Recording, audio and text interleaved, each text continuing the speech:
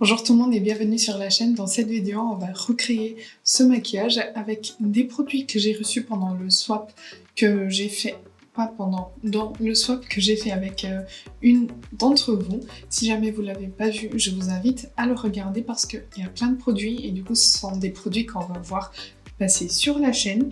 Donc on va y aller, c'est parti. Voilà, j'ai accroché mes cheveux. On va commencer avec la base minérale longue grasse FPS 15 large spectre. Donc c'est la base veille de chez Hourglass que j'ai eu dans le swap. Et donc ça se présente comme ceci. Oh, pardon. Comme ceci. C'est un flacon, j'ai l'impression c'est du verre. Et il y a une pompe. Et du coup c'est une base qui promet quoi ? Bien agité. Appliquer du bout des doigts ou à l'aide d'un pinceau Hourglass numéro 2. Je ne l'ai pas. Appliquer ensuite un fond de teint pour un teint vraiment uniforme. Et du coup, elle fait quoi? Ça ne dit pas. Bon, on va voir ce qu'elle fait. J'espère qu'elle fait quelque chose. Il y a du silicone dedans. Donc je pense que ce sera une base lissante.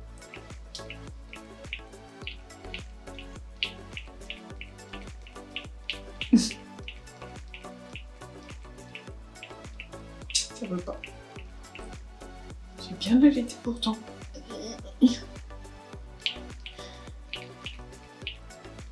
Non.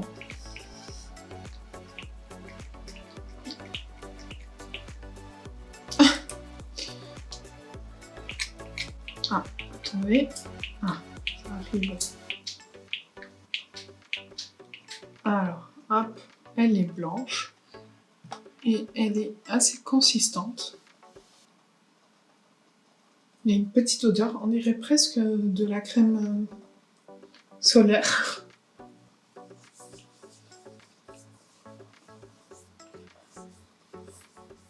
Même à l'application, on dirait presque de la crème solaire, un peu moins gras qu'une crème solaire.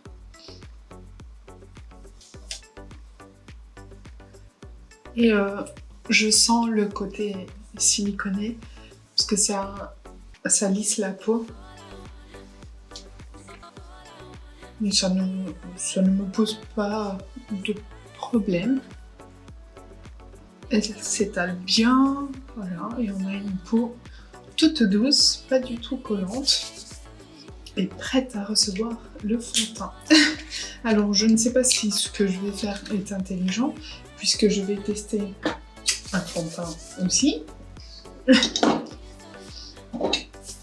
Donc, on va tester le fond de teint Ambient fond de teint éclat subtil de chez Hourglass en teinte 3. Il y a juste un produit qui n'a pas été envoyé par l'abonné pendant le swap. Donc tout le reste, ce sont des produits. Je vous dirai quand est-ce que j'arrive. Et voici le fond de teint. On va voir ce que une pompe fait déjà. Je pense que la teinte sera pas mal. Peut-être un peu jaune pour moi, mais à voir.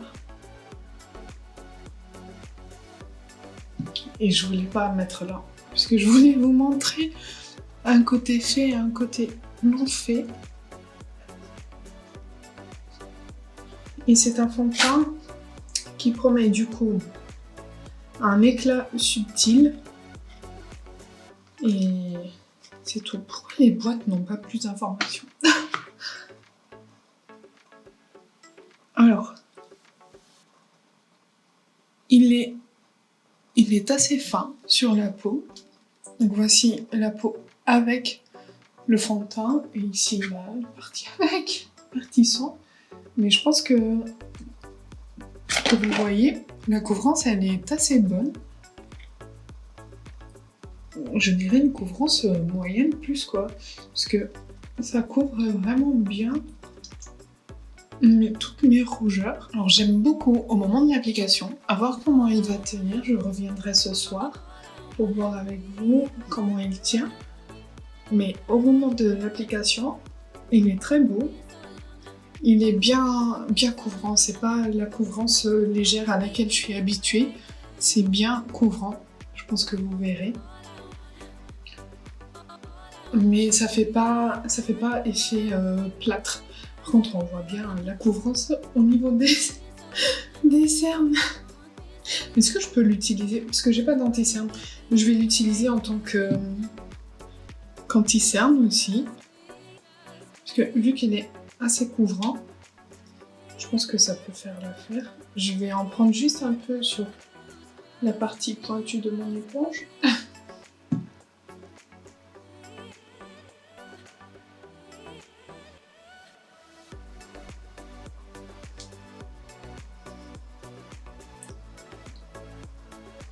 Et comme ça, on pourra aussi voir l'effet au niveau des ridules, des cernes. Mais je pense que vous voyez que niveau couvrance, regardez mes paupières. C'est vraiment très très bien. Ça me dérange pas que ce soit une couvrance moyenne, voire haute, tant que ça ne fasse pas un effet plâtre sur ma peau. Si tout est couvert et que j'ai un fini léger, soyeux, aucun souci. Mais franchement, ça fonctionne aussi comme anti-cerne sur moi. Je pense que vous voyez, mes cernes sont parties. Pour vraiment voir la tenue et le comportement du fond de teint, je vais le poudrer avec la poudre All Matte Plus Shine Control de chez Catrice. C'est une poudre que je connais bien, donc comme ça je pourrais voir l'évolution du fond de teint et au moins réduire les fautes s'il fait le coupable, si jamais ça se passe pas bien. Parce que là, avec base et fond de teint, si je mets une nouvelle poudre, on saura jamais d'où ça vient. Donc je vais poudrer et j'arrive. J'ai profité pour également fixer les sourcils. Le fond de teint s'est bien comporté avec le fait d'être poudré. Il continue beau sur la peau. Donc on peut continuer. On va passer au bronzer. Et pour le bronzer, je vais utiliser la poudre bronzante de chez Glowish en teinte 02 Medium. Et on va voir ce que ça donne. Je prélève avec un pinceau 127 de chez Zoeva. Et on va commencer. Alors je prélève bien. J'ai l'impression que c'est assez... on peut construire petit à petit. C'est assez léger comme pigmentation. Et je vais juste voir la texture. C'est presque de la crème. Je vous montre la teinte Medium. Qui, sur moi, est quand même... ça ressort assez clair quand même, vous voyez. Donc si jamais vous vous référez à la teinte, vous pouvez aller pour le medium. Ça ira très bien. Voilà. Et on est sur quelque chose d'assez chaud. Donc pas pour du contouring. Mais voilà, c'est très très naturel, j'aime beaucoup. Ça ne rajoute pas de couche sur la peau, ça se fond bien avec ce qu'on a appliqué en dessous. Et pour le blush, je vais utiliser aussi le blush de chez Glowish. Donc ça, c'est un produit que j'ai acheté moi, qui faisait pas partie du swap. Et c'est le blush en poudre dans la teinte 02 Caring Coral, qui se présente comme ceci. Je vais vous le swatcher aussi. Ah, là, c'est plus ou moins la même texture. On dirait presque de la crème. C'est très beau. C'est un beau corail. Donc je vais l'appliquer avec le même pinceau. Et on est à peu près sur le même type de pigmentation. Peut-être que le blush est un peu plus pigmenté, mais ça se travaille très bien. Ça se fond bien à la peau et c'est une très belle teinte. C'est très beau. c'est mat, et le bronzer et le blush. Donc moi ça ne me dérange pas, parce qu'en plus on va tester une poudre de finition touche éclat. Donc c'est la poudre touche éclat en Pink Glow de chez Bobbi Brown. Ici le boîtier. Attendez, il y a un petit plastique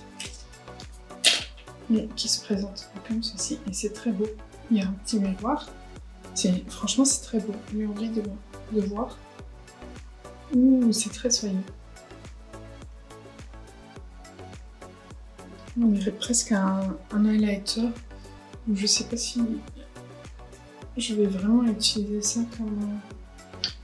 comme touche éclat ou comme highlighter. Je pense que je vais plutôt partir sur highlighter. Donc je prélève avec un pinceau et je viens poser ici. Ouais, et comme highlighter, ça va fonctionner très bien pour moi, mais pas comme poudre de finition. C'est trop lumineux pour moi. C'est trop lumineux en tant que poudre, mais en tant qu'highlighter, c'est trop beau.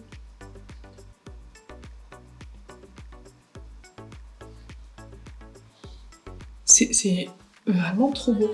On le voit pas du tout sur la peau. Ça ne fait pas ressortir des boutons, quoi que ce soit. C'est vraiment très très beau.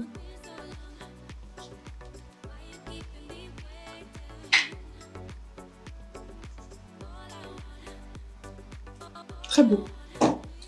Je reprends mon pinceau blush juste pour travailler le tout ensemble.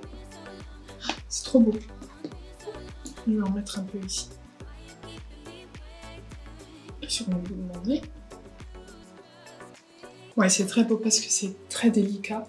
C'est exactement ce que j'aime comme lumière. Quelque chose de délicat, sans paillettes. Parfait. J'applique du spray fixateur à cette étape parce que je me suis rendu compte quand je finis mon teint, si j'applique du spray, je trouve que tout se mélange mieux et j'ai pas le mascara qui va autant couler. Donc je vais appliquer le spray fixateur de chez Sephora et j'arrive tout de suite. Et pendant que ça sèche, je vais vous montrer la palette pour les yeux que je vais utiliser. Ce sera la New Mode de chez Sigma. Donc ça c'est le packaging secondaire. Comme vous voyez, on est un peu dans des tons roses. Et voici la palette. C'est un packaging en velours trop beau. C'est une palette vegan et cruelty free qui a été fabriquée en Chine et qui a 12 mois de durée de vie. Et voici la palette, on a un miroir et voici les fards.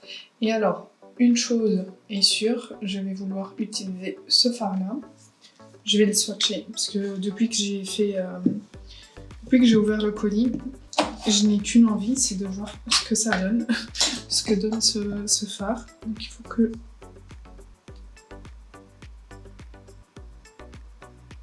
C'est tellement crémeux.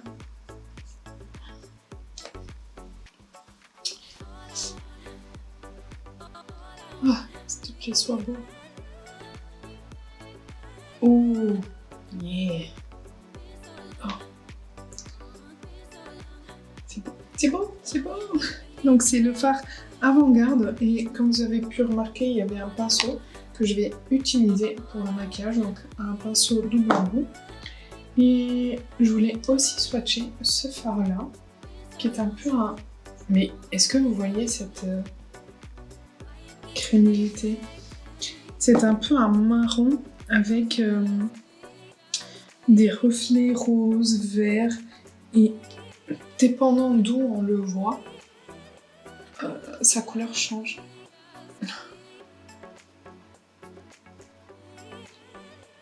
Ouais, c'est trop beau. Ouais, il y a des paillettes roses, dorées, oranges, vertes. C'est magnifique. Bon. On va commencer. Je vais juste me nettoyer la main avant que je fasse des bêtises. Et on va commencer. Je vais faire un œil et j'arrive pour faire le travail. Voici le look. Et on va travailler dessus. C'est trop beau. Alors, j'ai commencé par appliquer le beige le plus clair de la palette, donc celui-ci, au niveau de mon arcade sourcilière, pour ensuite aider au fard à mieux s'estomper. Ce n'est pas un fard qui est plus clair que ma carnation, il tourne un peu vers le rose, je pense que vous le verrez, mais c'est pas gênant. Ensuite, j'ai pris ce fard là, donc le rose un peu rose boisé, et je suis venue le travailler dans mon creux et regardez la pigmentation. Maintenant vous allez voir la facilité avec laquelle je travaille ce fard et comment il s'estompe. J'ai l'impression de travailler un fard qualité Natasha, qualité Anastasia.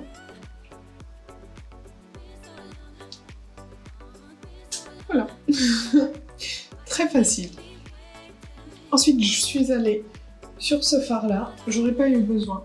En fait, je le voyais un peu plus foncé que ça. Parce que je voulais donner un peu plus de dimension au coin externe. Donc je l'ai appliqué au niveau du coin externe. Vous voyez, en le travaillant, je trouve qu'il ne diffère pas beaucoup du fard de transition que j'avais appliqué dans mon creux. Donc je trouve que ce fard il est un peu inutile, mais du coup je suis venue prendre ce fard là qui est un marron un peu violacé avec des sous-tons violets et je suis venue intensifier du coup mon coin externe comme je le voulais dès le départ.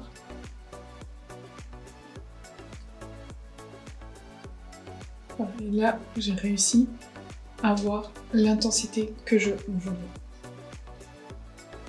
Et comme vous voyez, les fards se travaillent super bien. Je reprends un peu du rose du début et je viens estomper ici. Ah, je suis trop remontée. C'est pas grave.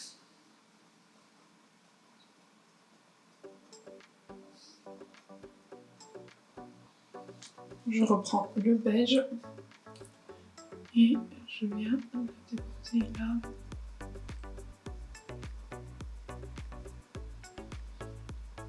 Bon, je suis un peu trop montée ici, mais c'est pas... Ce n'est pas très grave. Vous comprendrez ce que j'avais voulu faire. Voilà. Ensuite, on va faire exactement la même chose au niveau du ras de cils inférieur. Donc, je viens prendre le marron le plus foncé et l'appliquer plutôt au coin externe et bien au ras des cils. Comme ça. Je prends ensuite ce mauve prune là et je viens estomper le plus foncé tout le long.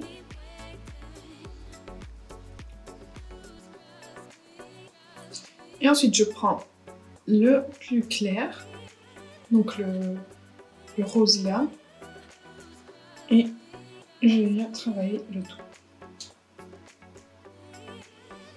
Alors je nettoie un peu le coin avec mon éponge et on continue et on va passer au fard irisé. Du coup je vais commencer avec celui-ci bien sûr, celui que je vous ai swatché et je viens l'appliquer sur ma paupière mobile du coin interne jusqu'aux 3/4 de l'œil plus ou moins. Ça s'applique très bien.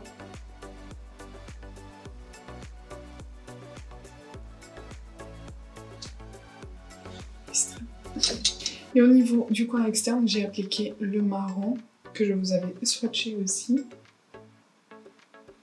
Juste pour intensifier un peu et créer le dégradé entre les deux.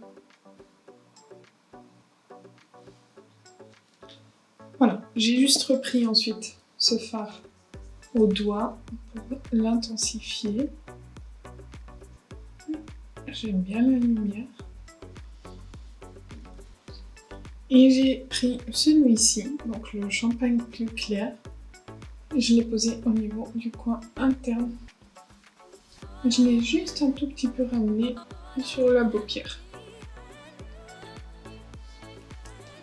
Et voilà. Je pense que on est bon. C'est un maquillage très rapide, mais très beau. Et on a l'impression qu'on l'a travaillé pendant des heures et des heures, vu que les reflets sont superbes. On va passer au mascara. Pour le mascara, je vais utiliser le Fetish Eyes Mascara de chez Pat McGrath. C'est la teinte Extreme Black et je n'avais jamais testé le mascara de chez Pat McGrath. Donc on va voir. Je sais que c'est le mascara préféré de beaucoup de gens. Voici la brosse. Une brosse assez simple. C'est pas... On va voir. Voici l'effet avec une couche. Je trouve ça très beau. Les cils sont bien séparés. Ils sont bien allongés. J'ai pas mis de faux cils. C'est pas du chou. Là, c'est mes cils. Donc voilà, je vais faire pareil de l'autre côté et j'arrive de suite.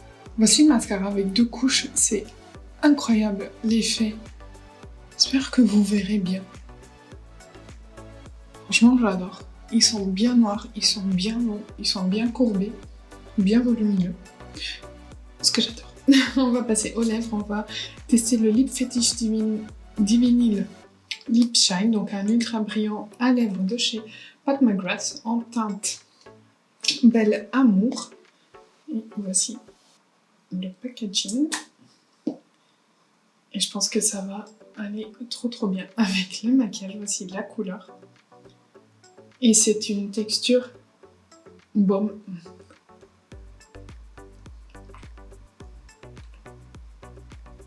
C'est peut-être un poil trop froid. Ouais, je le voyais moins intense. J'aurais dû faire un contour avec ce truc. Parce qu'il me glisse trop. Vu que c'est un baume. Et ça déborde. Bon, ce n'est pas grave. Ce n'est qu'un baume, voilà. C'est un baume donc il va pas tenir très longtemps, mais par contre ils sont super agréables à porter. On sent que ça hydrate en même temps et c'est super bien pigmenté, je pense que vous voyez. Ça fait 9 heures que je porte le maquillage et je voulais vous faire un retour parce que franchement c'est mieux que ce à quoi je m'attendais.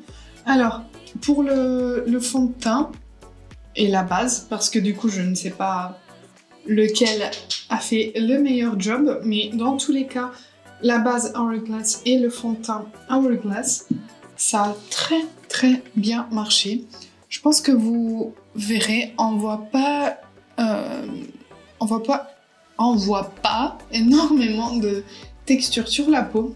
Ça a commencé un peu à filer ici et là, mais ça c'est assez normal et je trouve encore que ça passe. C'est pas beaucoup, c'est pas énorme, c'est pas dégueulasse. J'ai un peu d'effet de matière là et là aussi, mais ça va. Encore une fois, pas dégueulasse. Je commence à peine à briller ici, mais vraiment rien. Je suis surprise du rendu, de la tenue de ce combo. Je suis trop contente. Franchement, c'est une trop belle découverte pour ma peau mixte. Je pensais en fait à l'application. J'ai eu un peu une sensation de déjà vu. Et ensuite, c'est au long de la journée que je me suis rendu compte qu'à l'application, il ressemblait énormément au Lancôme, le Teint and Glow, je crois, que j'avais testé et que j'avais détesté au cours de la journée. J'ai pas aimé la façon dont ce fond de teint évoluait avec ma peau. Et du coup, je me suis dit, est-ce qu'il va faire la même chose celui-ci ? Mais non, c'est très très beau et même s'il y a un petit glow, c'est pas un glow gras, c'est pas un glow transpirant. Franchement, c'est très très très beau. Donc pour une première impression, c'est super validé, c'est top. Franchement, je suis trop contente. Ensuite, je sais plus dans quel ordre. Ouais, le bronzer Glowish, il est toujours là. Il n'a pas bougé, il n'a pas perdu en intensité. C'est top. La formule est super bien. Et même si c'est une teinte medium, vous voyez que ça va très bien à mon teint très très clair. Et pareil pour le blush, je le trouve très beau sur la peau. Il s'est un peu estompé. Je vais vous montrer si je le réapplique. Donc si je le prélève avec le même pinceau que ce matin. Donc ça c'était ce que j'avais ce matin. Ouais mais vous venez de le voir. Mais moi non. Donc voilà. Il s'est un peu estompé, mais après le blush, c'est toujours le premier produit du maquillage qui commence à s'estomper. À part si on a un gloss transparent, un baume à lèvres. Les produits lèvres et le blush sont les premiers à partir. Mais voilà, petit coup et c'est bon. Mais franchement, j'ai beaucoup aimé ces deux produits aussi, donc je vais continuer à les tester. Ensuite, Pépite de chez Pépite. Il n'y a pas de paillettes. Les reflets et la lumière très subtile. Je suis désolée, je sais pas ce que j'ai. Très subtil, très très beau. J'adore. Franchement, j'adore. J'aurais jamais cru être dans une phase highlighter comme ça. Regardez la lumière, comment elle est naturelle.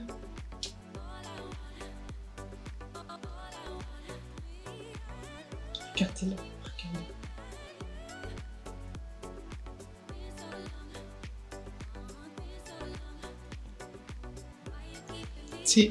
Franchement, j'ai envie d'en mettre et d'en mettre tellement c'est soyeux, c'est trop beau, trop beau.